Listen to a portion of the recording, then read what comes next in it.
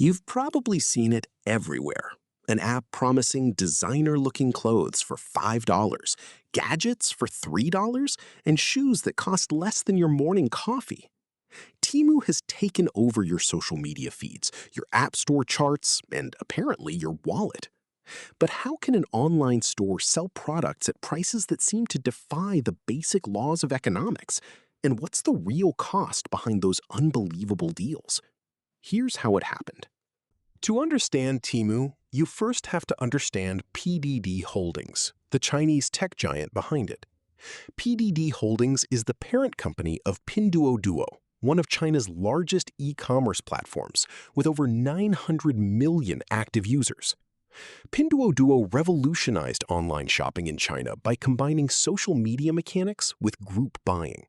The concept was simple. The more people who bought the same product together, the lower the price dropped. It turned shopping into a game, and hundreds of millions of Chinese consumers couldn't stop playing. By 2022, PDD Holdings had generated over $130 billion in gross merchandise value and decided it was time to take the model global.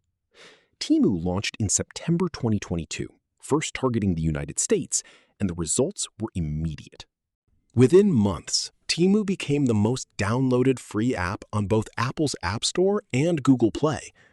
The company reportedly spent over $3 billion on advertising in its first year alone, including 2 Super Bowl commercials with the tagline, "Shop like a billionaire."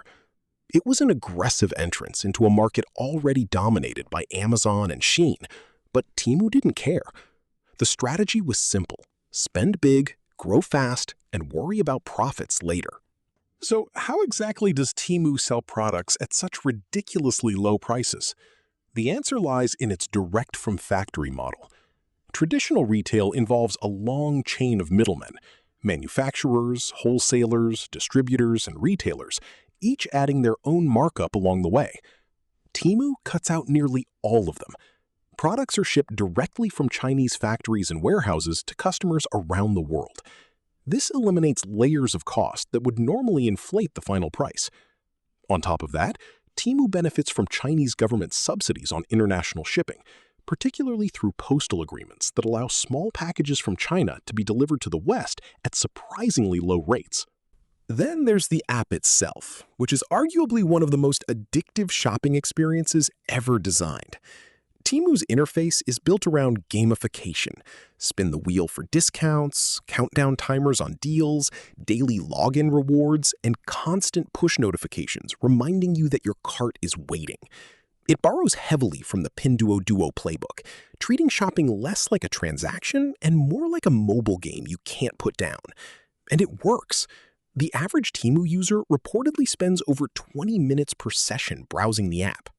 But the prices aren't even the most controversial part. Consumer watchdog groups have raised serious questions about the quality and safety of Temu products.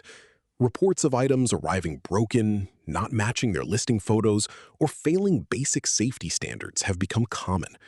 In some cases, electronic items have been flagged as potential fire hazards, and children's products have been found to contain materials that don't meet Western safety regulations. Privacy concerns are another major issue. Security researchers have raised alarms about the level of data the Temu app collects from its users, including device information, browsing behavior, and location data. Some reports have even accused the app of having spyware-like capabilities, though Temu has denied these claims. Despite the denials, lawmakers in several countries have started asking difficult questions about the relationship between PDD Holdings and the Chinese government. There's also the human cost. Investigations have revealed that some factories supplying Temu operate under extremely poor working conditions, with long hours, minimal pay, and little regard for worker welfare. The pressure to keep prices impossibly low gets passed down the supply chain, and it's the workers at the bottom who absorb that pressure. Environmental groups have pointed out that the sheer volume of cheaply made, disposable products being shipped individually across the world is creating a significant carbon footprint that largely goes unaccounted for. Amazon has taken notice. The retail giant launched a discount storefront of its own, featuring low-cost items shipped directly from China. essentially admitting that Temu's model is pulling customers away. Shein, which was already facing its own controversies, now has to compete on two fronts. The budget e-commerce space has become a battleground, and the established players are being forced to adapt. So where does Temu go from here? The company continues to expand into new markets across Europe, Australia, and the Middle East. But questions remain about whether a business model built on razor-thin margins and massive advertising spend can survive long-term. Governments are beginning to tighten regulations on imports from Chinese e-commerce platforms, and consumer trust is fragile. One major safety scandal or data breach could change everything overnight. For now, millions of people are still happily scrolling through $5 jackets and $3 earbuds, enjoying the thrill of a bargain that feels almost too good to be true.